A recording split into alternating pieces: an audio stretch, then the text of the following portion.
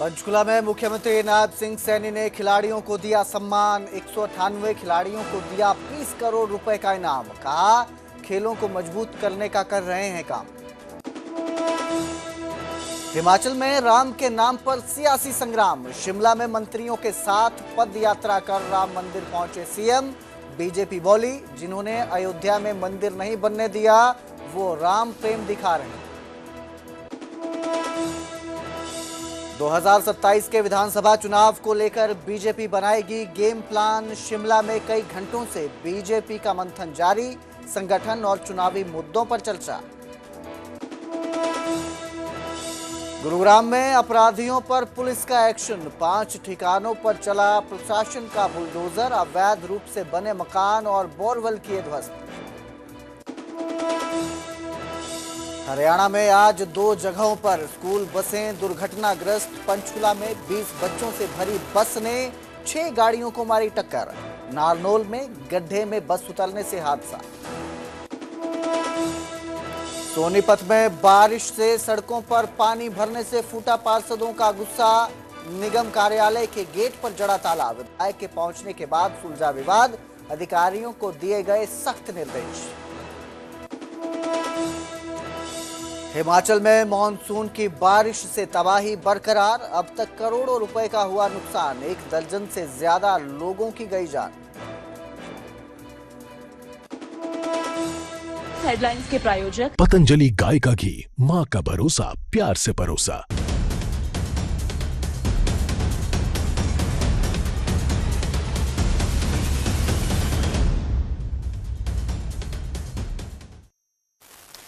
नमस्कार।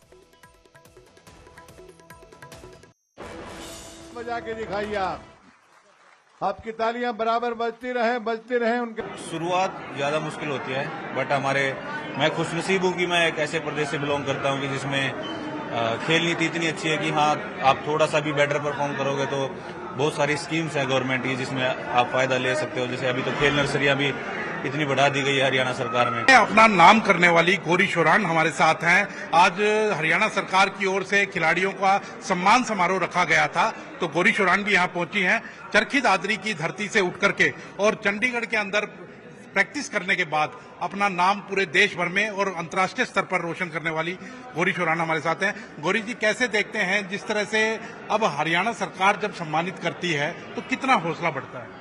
मुझे लगता है कि काफ़ी बढ़िया चीज़ है ये। एथलीट्स के लिए एक इंसेंटिव मिलता है एथलीट्स को परफॉर्म करने के लिए, क्योंकि जैसे ग्रास रूट लेवल पे बच्चे अगर हमारे गांव से उठ के भी आ रहे हैं तो उनको एक भरोसा मिलता है कि जो वो इन्वेस्ट कर रहे हैं स्पोर्ट में वो उनको वापस भी मिले, तो एक मोटिवेशन रहती है एथलीट्स में इससे। तो ये हरियाणा सरकार की तरफ से मुझे लगता है काफ़ी अच्छा इंसेंटिव है। तो बुलेटिन में अब जिक्र करेंगे अयोध्या राम मंदिर में चढ़ावे को लेकर उठे विवाद पर, जिस पर हिमाचल प्रदेश की राजनीति गर्मा गई है।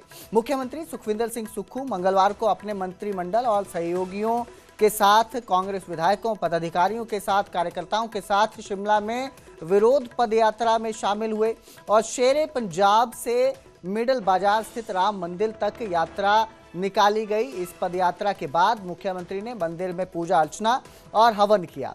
इसके बाद उन्होंने कहा कि भगवान राम करोड़ों रुपए के करोड़ों लोगों की आस्था के प्रतीक हैं और उनके नाम पर किसी भी प्रकार की राजनीति या श्रद्धालुओं की भावनाओं के साथ खिलवाड़ स्वीकार नहीं किया जा सकता है।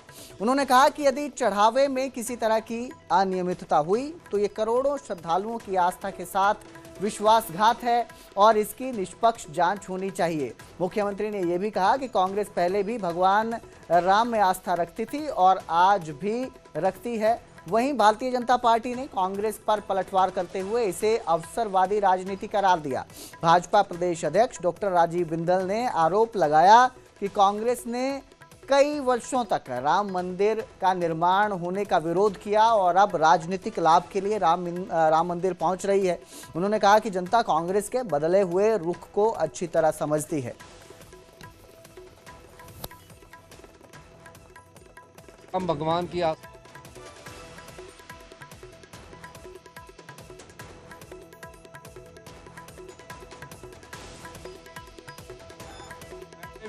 मैंने भी राम भगवान की आस्था में चंदा दिया है।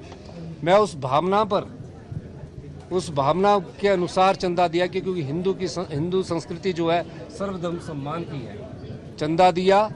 राम मंदिर, हमारी कांग्रेस की सरकार है, राम मंदिर में केंद्र में भारतीय जनता पार्टी की सरकार थी, आधे दिन की छुट्टी की, क्योंकि हमने पूरे दिन की छुट्टी इसलिए की कि राम के जो आदर्श है, राम जी की जो प्रेरणा है, उसको हमने अपनाना है। आज हमारे आराध्य क्या राम मंदिर अयोध्या में बना है, इसलिए हमने पूरे दिन की छुट्टी की। तो मेरा ये मानना है कि भारतीय जनता पार्टी अपनी भावना को, अपनी नीयत को साफ रखे। 100 चूहे खाकर बिल्ली हज को चली, वो पार्टी जिसने लगातार तुष्टीकरण के आधार पर हिंदुओं को 3rd ग्रेड सिटीजन बना करके रखा,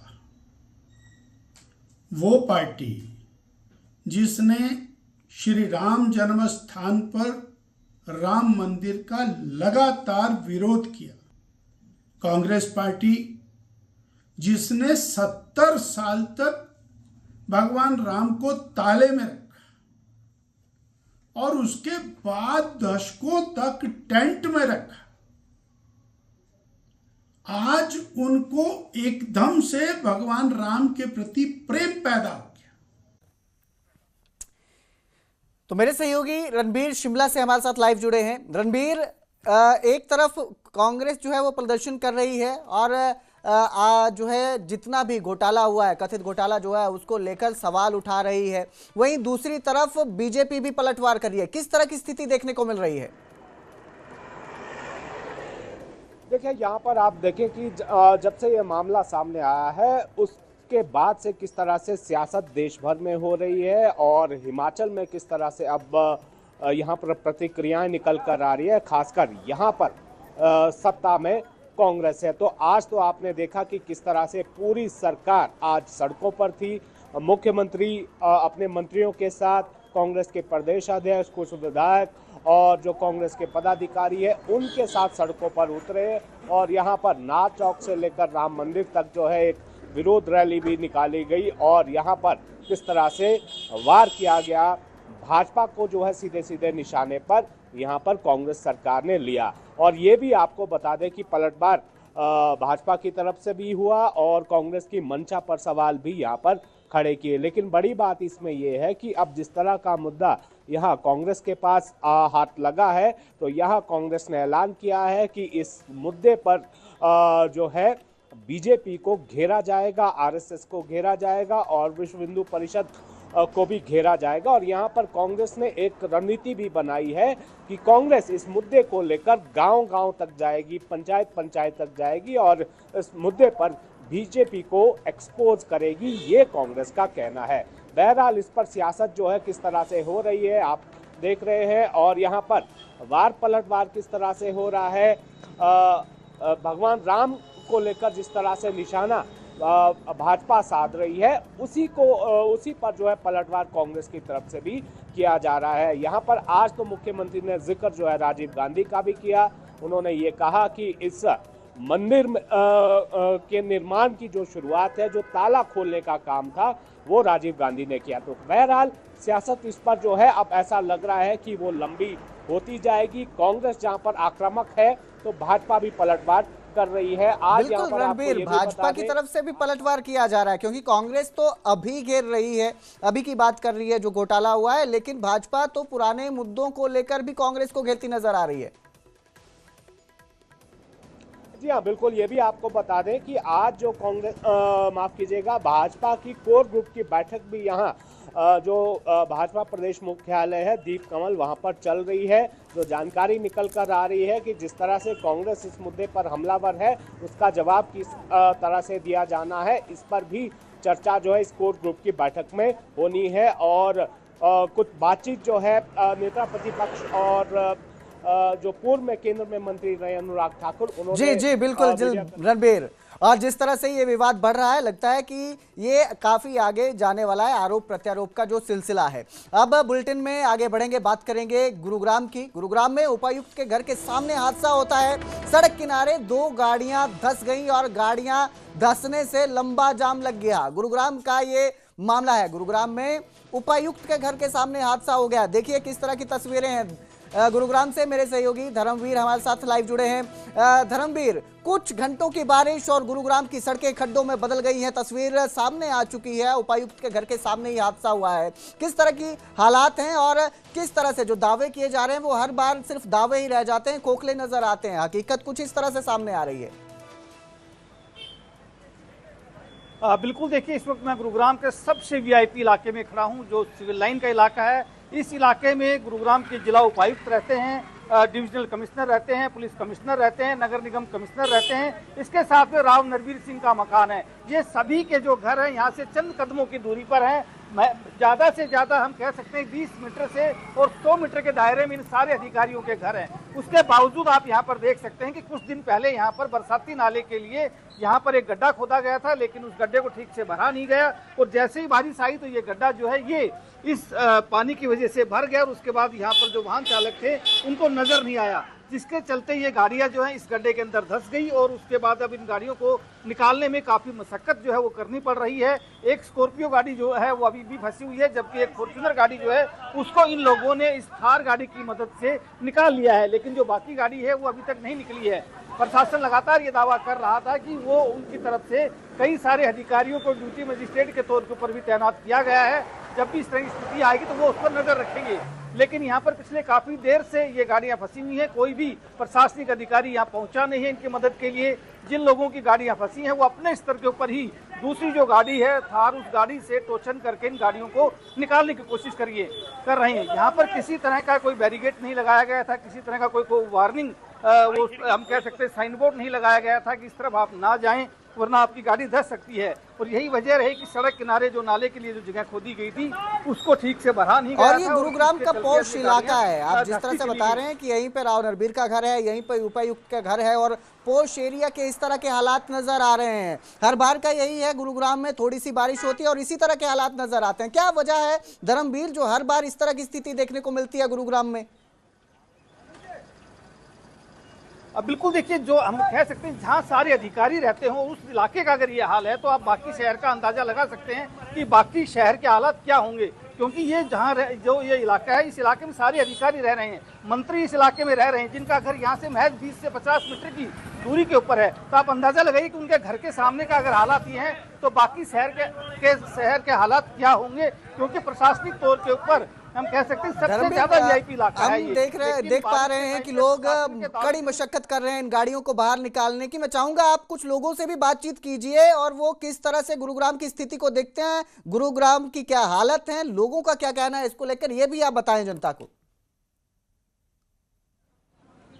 अब बिल्कुल देखिए, जिन लोगों की गाड़ियां फंसी हुई हैं वो लोग खुद अब इस वक्त इन गाड़ियों को निकालने के लिए मशक्कत कर रहे हैं, लेकिन इनको भी अभी तक कोई भी मदद यहाँ हम कह सकते हैं प्रशासन के तौर के ऊपर कोई मदद मिली नहीं है। कोई क्रेन यहाँ पर अभी तक आई नहीं है। लोग खुद से अपने आप से ही कोशिश कर रहे हैं इन गाड़ियों को निकालने के लिए। क्या कोई प्रशासन की तरफ से कोई आया है मदद के लिए आप लोगों की? कोई ना आया भाई, खुद ही लाग रहे हैं, देख लो।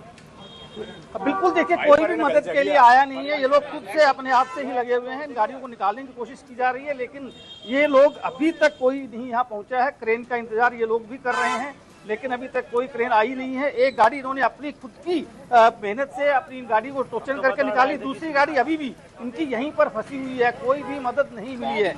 ये जो एरिया है आप इसी से अंदाजा लगाइए किस तरह के हालात शहर के बने हुए हैं।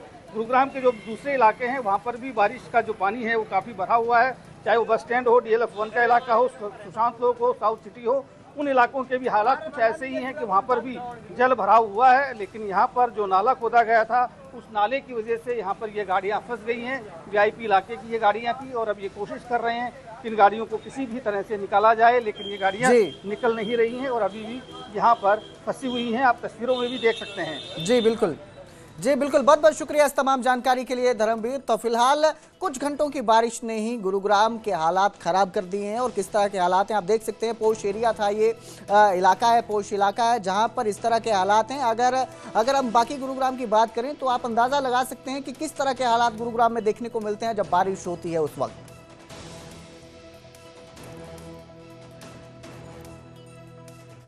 तो उधर सोनीपत में भारी बारिश के बाद जलभराव और पेयजल संकट को लेकर सत्ता और विपक्ष के पार्षद एकजुट हो गए। एकजुट होकर दोनों जो पक्षों के लोग हैं वो निगम कार्यालय पहुंच गए। विरोध किया गया और फिर खुद मुख्य गेट पर निगम के ताला जड़ दिया। सूचना मिलते ही भाजपा विधायक निखिल मदान भी मौके पर पहुंचे। बारिश और जलभराव के बीच पार्षदों की समस्याएं सुनी। इसके बाद निगम कमिश्नर, मेयर, विधायक और पार्षदों के बीच बैठक होती है। बैठक के बाद विधायक ने अधिकारियों को साफ तौर पर चेतावनी देते हुए कहा कि अब बहाने नहीं, केवल समाधान चाहिए। उन्होंने अधिकारियों की लापरवाही और ठेकेदारों की कमी को लेकर भी हालातों को जिम्मेदार ठहराया, लेकिन ये बताता है कि किस तरह जब थोड़ी सी मुसीबत आती है या स्थिति खराब होती है तो लोग एकजुट होते हैं। दो विपक्ष के पार्षद जो हैं वो एकजुट होते हैं। बारिश का मौसम था और बारिश के मौसम में अक्सर जलभराव की समस्या से लोग परेशान होते हैं, चाहे फिर वो किसी भी पार्टी के हों। अगर पार्षद हैं तो उन्होंने भी इस बात को ध्यान में रखा कि लोगों ने उनको चुना है और इसके बाद वो एकजुट होकर निगम में ताला जड़ देते हैं।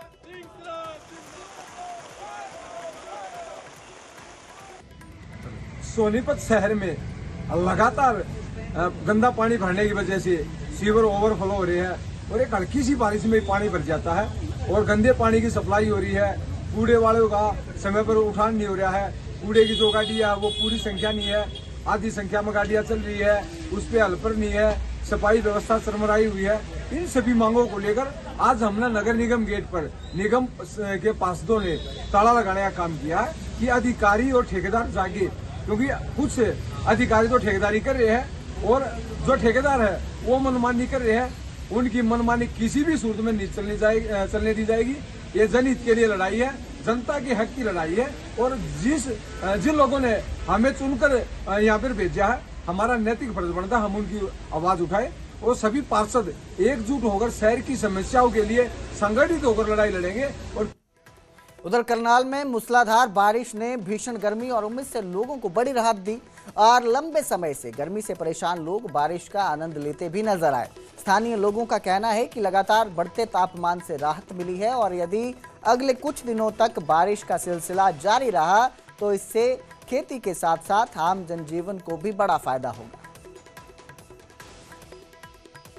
करनाल में सुबह से ही लगातार बरसात हो रही है और इस बरसात के बाद गर्मी से राहत जरूर मिली है। इस वक्त मैं मौजूद हूं करनाल के महात्मा गांधी चौक के नज़दीक और आप देख सकते हैं सुबह से ही जो बारिश हो रही है उसमें लोगों को इस गर्मी से राहत जरूर मिली है और ख़ास तौर पर अगर बात करें फसलों की तो फसलों को भी काफ़ी ज़्यादा फ़ायदा होगा, क्योंकि धान की फसल के लिए पानी की काफ़ी ज़्यादा आवश्यकता होती है। वहीं अगर बात करें करनाल शहर की तो थोड़ा बहुत जल भराव शहर के अलग अलग कोनों में भी देखने को मिल रहा है। बहुत सारे लोग अपने दफ्तर की तरफ जा रहे हैं, कुछ लोग दफ्तर से वापस आ रहे हैं, लेकिन इस बरसात के बाद जो पिछले दिनों लगातार उमस पड़ रही थी, गर्मी थी, उससे ज़रूर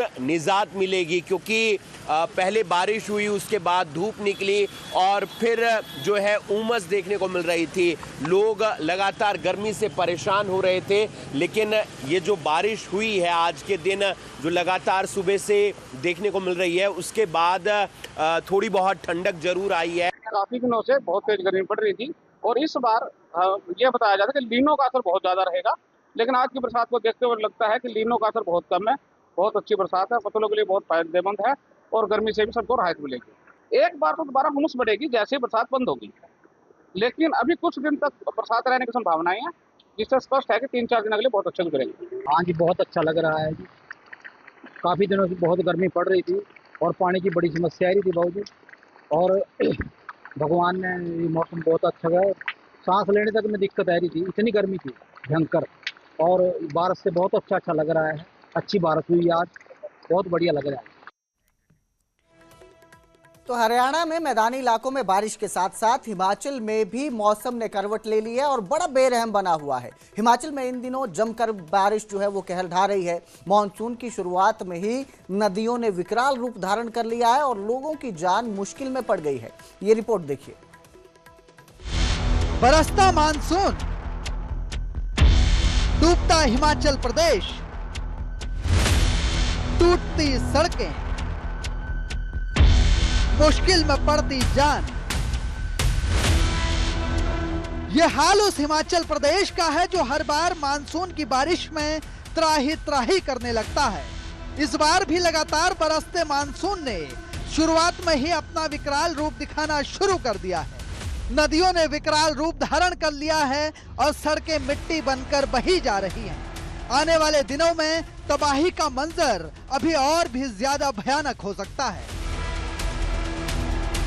मानसून ने दस्तक दी है, तब से लगातार कुछ एक जिलों में बारिश का दौर रुक रुक के जारी है। कुछ एक जिलों में भारी बारिश भी लगभग हर एक दिन हमें देखने को मिल रही है। कल 5 जुलाई को भी हमें कांगड़ा, ऊना और सिरमौर जैसे जिलों में भारी बारिश देखने को मिली है।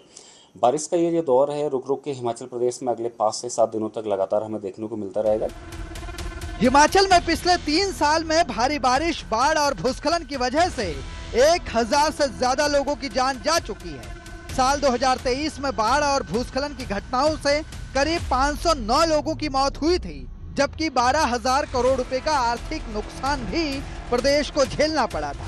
साल 2024 में करीब 174 लोगों की जान गई और 2025 में 454 लोगों की मौत हुई। वहीं इस साल अब तक मानसून की शुरुआत में ही 12 से ज्यादा लोगों की जान जा चुकी है। मौसम विज्ञान केंद्र का कहना है कि आगामी जो 6 से 7 दिन है लगातार बारिश हिमाचल प्रदेश में होती रहेगी। लेकिन जिस तरह का अलर्ट जारी किया गया है उसमें यह भी बताया गया है कि कुछ एक स्थानों पर भारी बारिश जो है वो हो सकती है। तो ऐसे में किसी भी तरह की आपदा की संभावनाएं बढ़ जाती हैं। तो यहाँ से यही एडवाइस किया जा रहा है, अपील ये किया जा रहा है मौसम विभाग की तरफ से, जो लगातार अपडेट्स जारी किए जा रहे हैं, चाहे वो मौसम विज्ञान केंद्र शिमला की तरफ से हो, डिस्ट्रिक्ट एडमिनिस्ट्रेशन की तरफ से हो, चाहे राज्य सरकार की तरफ से हो, उन निर्देशों का जो है वो पालन किया जाना चाहिए और अनावश्यक यात्रा से बचना चाहिए।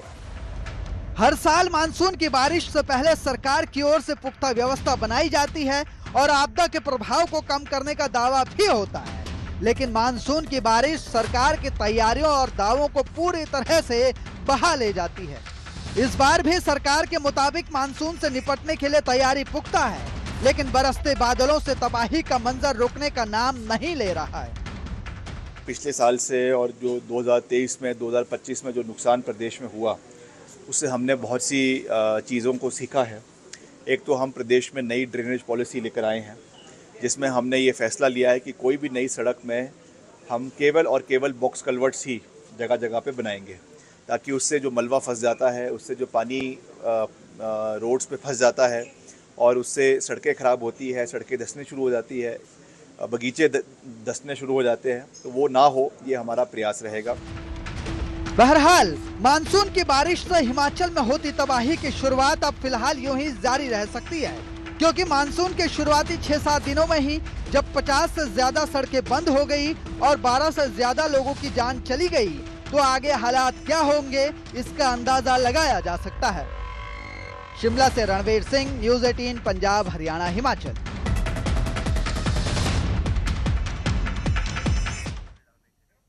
तो हरियाणा हिमाचल में मॉनसून दस्तक दे चुका है और इसका कहर भी नजर आ रहा है। इसके साथ ही जैसे ही बारिश शुरू हुई है बीमारियां भी बढ़ रही हैं और ऐसे में जब बीमारियां बढ़ रही हैं तो लोग अस्पताल का रुख करते हैं। इसी सब के बीच कालका के अस्पताल की एक ऐसी तस्वीर सामने आई जहां लोग इलाज के लिए पहुंचे थे, लेकिन तकनीकी खराबी के चलते स्वास्थ्य सेवाएं प्रभावित रही और लंबी लाइनें अस्पताल में लगी नजर आई। दरअसल अस्पताल के यूपीएस सिस्टम में फॉल्ट आने से ये दिक्कत खड़ी हुई।